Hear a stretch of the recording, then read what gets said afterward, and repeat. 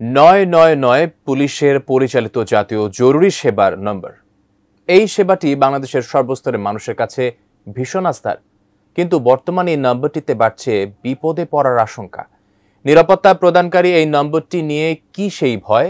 বিস্তারিত থাকছে ডেস্ক রিপোর্টে। শুভ অপরাহ্ন। জাতীয় জরুরি সেবা 999 থেকে বলছি, কিভাবে সহযোগিতা করতে পারি স্যার? বিগত আওয়ামী লীগ সরকারের আমলে তথ্য ও যোগাযোগ প্রযুক্তি বিভাগ কালিয়াকৈর হাইটেক পার্কে 999 ব্যবহার করে জাতীয় হেল্প ডেস্ক চালু করেছিল।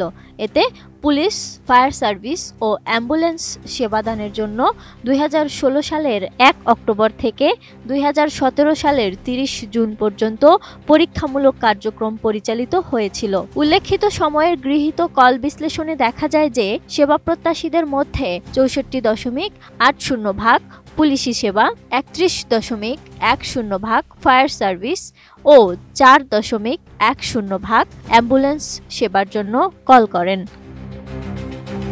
নির্মাণ কাজেও আমি বেছে নেই CSRM TMT 500W, committed for better still।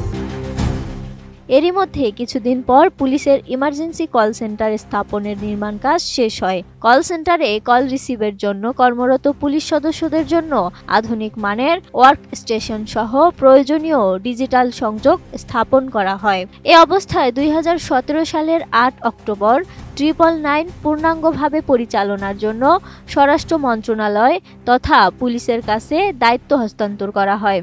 এর পরপরই মন্ত্রণালয়ের সভায় পুলিশের মাধ্যমে শর্টকট 999 কার্যক্রম পরিচালনার সিদ্ধান্ত হয়।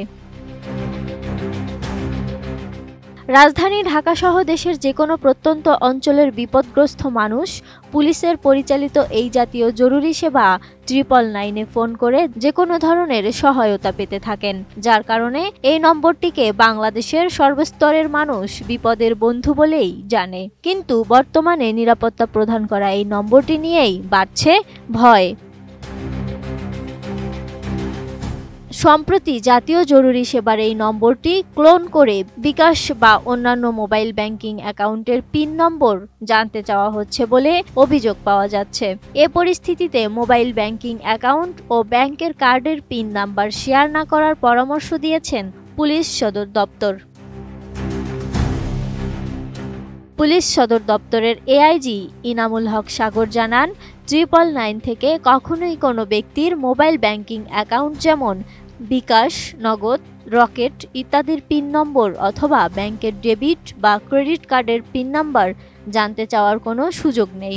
নম্বরটি নাগরিকদের চাহিদা অনুযায়ী জরুরি মুহূর্তে পুলিশ, ফায়ার সার্ভিস ও অ্যাম্বুলেন্স সেবা প্রদান করে থাকেন বলে জানান তিনি।